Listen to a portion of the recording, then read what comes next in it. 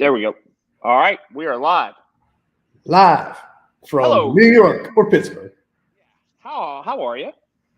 Hey, Colin, CD. Yes. What's You, on you your go? nothing. I have nothing to talk about. No, So there's plenty to talk about. There's what's always so plenty to boring? talk about. Well, you have such great guests on your morning show, um, and you talk about such wonderful things. Who has been your best guest in the last 2 weeks? The last couple weeks, let me think. Oh, you know what? We have this guy, Brad Spielberger from Pro Football Focus. We have him on a lot, and he gets into the nuts and bolts of contracts and football and the business side of sports and everything. And that fascinates me. Yeah.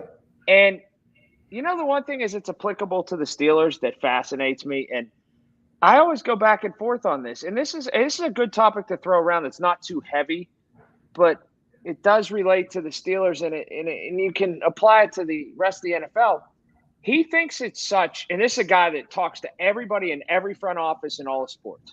Okay. He says he thinks it's such a great thing that the Steelers will not change or haven't changed the protocol they have of stopping negotiations contractually as soon as the season When the starts. season starts, yeah. He said it can be a model not just for sports, but really for a lot of other businesses. Like, here's a window in which we talk about business.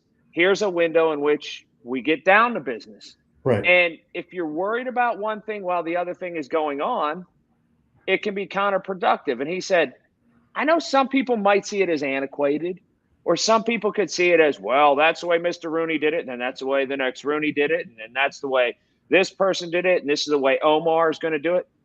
He said, when has it ever come back to bite them? That's number one. And number two, who's in charge. They're the boss. You're the person that they're dealing with. And it makes for an ability to focus when it's time to focus. And he's blown away by that more teams don't do that. Okay. So my position on that is very simple. It doesn't happen because of culture. So whether it's Dan Rooney, Art Rooney, Omar Khan, and Omar Khan will certainly follow in that mold because that is culture, and it takes a long time to build culture. The minute you make an exception, the exception becomes the rule, and so I admire them for keeping that culture. As a player, going in, this is what I've got with the Pittsburgh Steelers. So if I want a contract, I better get my ass to the table and figure it out before training camp opens. Because once training camp opens, I know because I signed a contract with the Pittsburgh Steelers. I don't expect to be the contract breaker or the protocol breaker because they're not going to do it for me. So if I want to play for the Pittsburgh Steelers, this is what it takes. And that's not asking a lot because really it always comes down to if you perform, you have no contract problem, right? I mean, you talk about Deontay right now, and Deontay's in a quagmire because he has shown greatness and not so greatness. Not bad, but greatness and not so greatness. Where do you go with that? Do you give? But the receiver market's so rich right now. Do you give him what he's looking for, or do you want him to go out and earn it again? You look at him. You look at Najee. Najee's probably still playing on his rookie contract, right? Yeah. Yeah. So if Najee comes out and bombs this year, what can he ask for? What can he hope for? Devin Bush, same thing, right? And so these guys are that puts the onus back on the players. It doesn't put it into a hierarchy, I don't think. Well, let me ask you something, because Yes. this is a great business meets sports meets our discussion type thing. Right. As somebody who's often in charge of talking about big contracts, and you are, and I talk about contracts and what I do, I have a contract for my work. So we're a lot of times on different ends of that contract. If somebody comes in and says, whether it's for a good or a service or a salary, doesn't matter. It's all applicable. And they say, I think I'm worth X amount of money. You're way off. Like they walk into you and they say, I want to pay X amount of dollars for this car. And it's way up here and they want to pay this. Do you have to take your personal feelings out of it?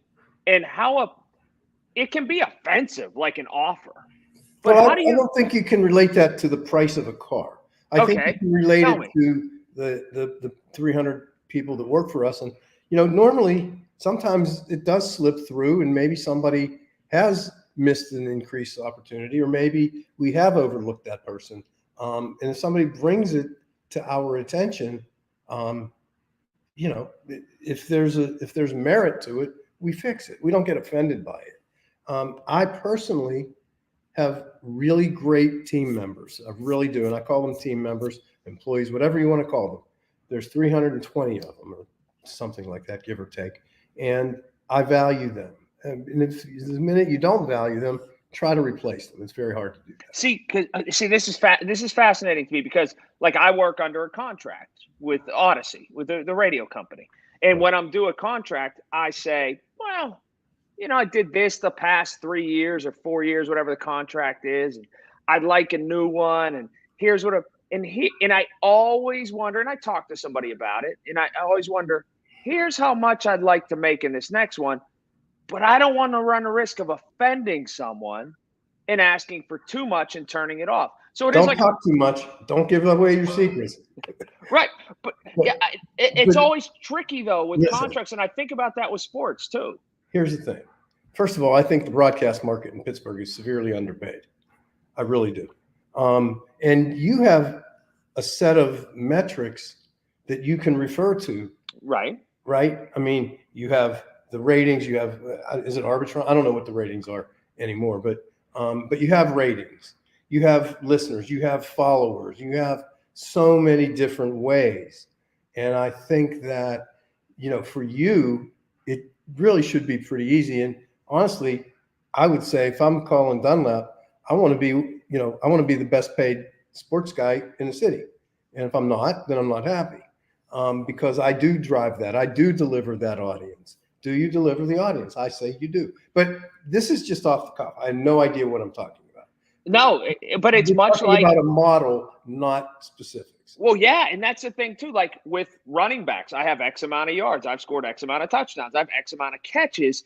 But now it's become so skewed with those wide receivers that you're talking about because they feel like guys that aren't as good are getting paid more. So Well, it's like saying there's nothing like in football it would be, but in the business world it would be age 50. But in football, it's like saying, well, I'm the best 25-year-old with unlimited potential.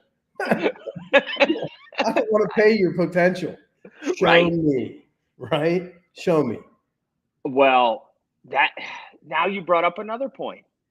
In baseball, you do have to pay potential, pretty much totally. In football, you kind of have to pay a little bit of potential, some production and some potential as to what you think they're going to be. It's a slippery slope. Well, it is a slippery slope, and I did notice. And first of all, baseball to me is a complete disaster. I think Disaster structurally, I think economic disaster. Disaster. I think baseball needs to be reinvented. So that said, when you go to the football model, you're paying for potential when you draft a rookie. I mean that's potential. But are all rookie contracts the same? Are they the same dollars? They're slotted in though for the most part. You know how much you're going to make where you're drafted for the most part. Right. And are rookie contracts always 3 years? 5. Oh, they're 5. Pick up the option for that 5th year. Okay, so 4 they can't get more before 5? No, you play it out and then you go ahead and restructure. See, I don't agree with that either. I don't think that's fair.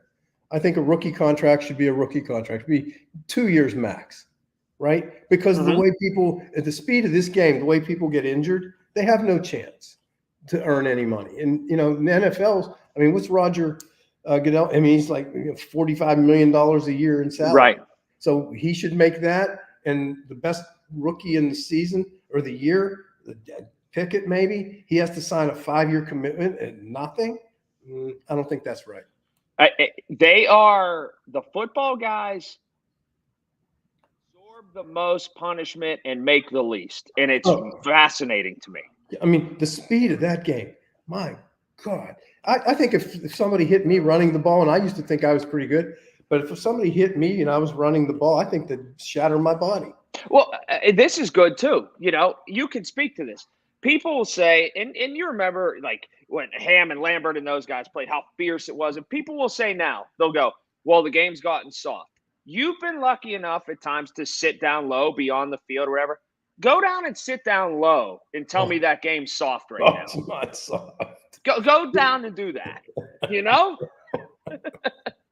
No, man, I mean, wow, they hit, but I like that old fashioned Dick Butkus hit. I Right. like that Jack Lambert when I hit you and you're on the ground and I'm driving my shoulder into you some more. You know, that's what I love. I want to see that. I have another question for you. I love our off the beaten paths questions. Go If ahead. you could have a vacation, Yes. I was thinking about this today, and you could go to a beach and look this way and look this way, and there was no one within miles. Or you could go to a beautiful city, Milan or Paris or Las Vegas or somewhere like that. Where would you go? I'd go to the city. Oh, Oh yeah. yeah. Serious. You don't like isolation Oh, and being I'm by. isolated right now in Florida, but yeah, I love that. I do love that. But if I were to go somewhere, that's kind of a crazy question, but a It good one. is. That's why I asked it. Where would you go? I used to love the glitz, the pomp, the circumstance, the busyness. And I don't want to sound like an uphill both ways to school kind of guy. I'm just 45 years old. But the older I get, the more I like to be left alone. Oh, I like that too. Don't get me wrong, I love that too. But I can remember the funny story. I used to take my kids to New York City every Christmas. That was our Christmas, and we stayed, and it's not there anymore. But we stayed at the Waldorf Astoria. So Oh, I can wow. remember my son Richie being 10 years old, and we had a suite with a kind of a parlor, living room in the middle between all the bedrooms. And I can remember coming out of the bedroom and seeing my 10-year-old son on the phone at like 11:30 at night ordering room service. And I said, Richie, what are you doing? And he's like, well, it's the Waldorf Astoria, and I want a Waldorf salad. Fair So point.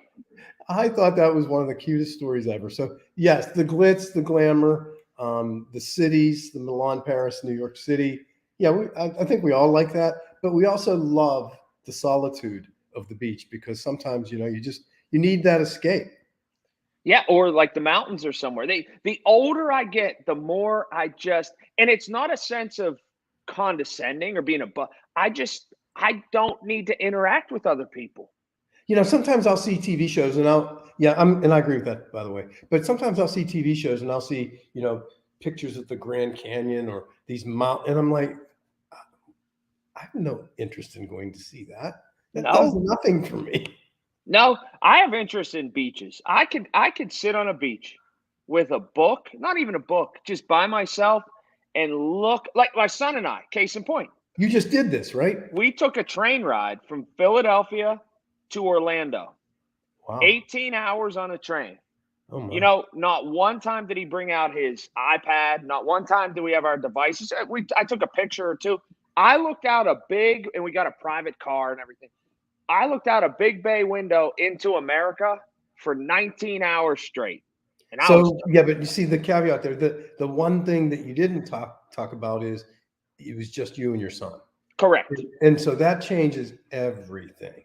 When I Correct. do, like right now, I'm quarantined with my son because he tested positive for COVID. So he and I are quarantined, and I'll be honest with you, he's not feeling terrible right now, but I like the idea of us being alone together.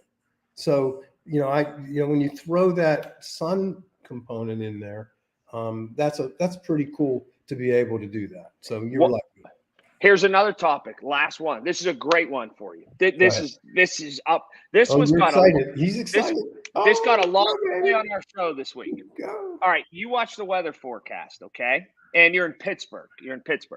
And you watch Ron Smiley or you watch John Burnett back in the day, whoever it was, right? Or Joe DiNardo, Joe said it would. And you see a number on a temperature and you say, that's good, I can handle it. But then you see one more degree and you say, that's too hot. What's that number for you where you go, that number I see it's going to be today, that's too hot? Never. You could see 98 and you're fine with it. Yeah, never is it because it's rare. No, it doesn't bother me. The heat doesn't bother me. Oh my gosh. No, I'm What about gonna bet I cold? know your number. I know your number. What's mine? 90. 86. If it's over 85, 85 I could deal with. When I see 86, I said, man, that's closer to 90 than it is 80. That's trouble. You That's are an absolute mess. You know too that? much. You can handle 94 degrees and just be see it and go, this is great. 100%. Oh 100%. my. See, the great part is usually at night it gets cool. That's my favorite time. You know, I love that. And it's almost, I really do. I love it when it gets cool at a hot day and then it gets cool at night. Yeah, I really like that. No, there's no number of heat that makes me intolerable. Like I've been in Vegas, it's been 104 and it's been cooler than Pittsburgh at 80, 89. I'm not a Las Vegas person. I don't like Oh, Las Vegas, no matter what the temperature. that hat screams Las Vegas. That's a huge upset that you're not a Las Vegas person. I'm not. Well, don't forget, I had a background there, so. Right. But Anyway, no, I'm not. I'm not a fan there. And actually, it was Lake Tahoe. So I'm a gigantic Las Vegas person. yeah, I love it. The yeah. Most shows. people do. Most people Yeah. do. I just don't like it. I can't believe. See, that stunned me. I thought you would have a number. I thought you'd say 92 degrees or so. That's a bit much. No, no. Wow. But when you sit in my office, sometimes it gets really hot, and that's 74. Well, I mean, oh man. So All let's right. talk. What is the opening date of training camp? July what? Like a month Is it from. July 26th? Yeah, it was a month from a couple days ago, July 26th. July 26th. Yes, So it's exciting. I think we it have a is. lot of things to look forward to. Again, my biggest concern, and I'll say this right now, my biggest concern is Matt Canada. Can I tell you what I think about training camp? Yes, I, sir. I know this is going to be unpopular. I don't think we're going to get a lot of questions answered. I think it's going to be a training camp we go through and we say, we're right back where we started. It'll No, be why would you say that? Well, because Trubisky will be the quarterback. Yeah, but that's not where we started. I'll take Trubisky right now today over Ben Roethlisberger today. Oh, I agree with you, but that's where we started. He's number one on the depth chart. Yeah, but we didn't start there. Well, we started going into camp. Wait, explain what you mean when you say right back where we started. When we started what? Camp. Throughout the course of camp, I don't think much will change. Trubisky will go in as the starter. He'll be the starter. Kenny Pickett will go in as the second guy no matter what anybody says. He'll be the second guy. Najee will go in and be dependent on to be a great running back. He'll be a great running back. Like all that stuff is going to. So do you think we go into training camp with Mason Rudolph? He'll be there. And no matter where they list him, he'll be third on the depth chart. Then he'll be traded soon after. It's a waste. Can't they trade him now? They could, but why not wait until someone gets hurt and thus get more value? Put him in the fourth quarter in the last exhibition game, build his value, let him do well against all the other fourth quarter people, and then maybe he could show himself. But yeah, you're right. I guess strategically you don't get rid of him yet, but in all fairness, you should get rid of him. Well, let's go a little further with that. And this is you can disagree. It's fine. I think we go into camp. We know Devin Bush, he's okay. He's going to be okay in camp. Miles Jack, you love him. I love him. I think he's going to be really good. Bang. He's probably going to be really good in camp. Minka Fitzpatrick is going to have a renewed sense of, all right, I got this new contract. I'm going to lead the defense. I don't see a lot of surprises happening in camp, I guess. And that's a good thing. Well, I think it depends on what your expectations are. My expectations for the Pittsburgh Steelers 2022 season are huge. I know you think they're going to win like 13 games or something. Huge expectations I have for this team. This group of men, this group of players, this group of coaches. I love our coaching staff. I love Brian Flores. I love our defensive coordinator. I love Mike Tomlin. I love all of that. Put that with the talent that is coachable. What I'm not sure of, and not personal, is Matt Canada based on the calls that I saw last year. I don't understand them. I don't believe anybody. I remember Peyton Manning talking about them on TVs. And Peyton Manning, probably to me, one of the smartest quarterbacks to ever play the game. I think he was so afraid to take. But why doesn't he address that? He was because he was a legend, that he was afraid to step on a legend's toes, and he didn't want to show assertion and grab hold of that offense. See, I think that's absolute. Somebody should have been able to put a stop to that. Somebody, if that's really the excuse. Did you ever have him on your show? Ben? No. Canada? Yeah. He doesn't really do one-on-ones. He talks at the end of camp when the offensive staff talks. Chelsea, he talks Danielle, if you're listening, let's see if we can get Matt Canada. Let's make a call. Call to the Steelers. Who would we call? Bert Loughton.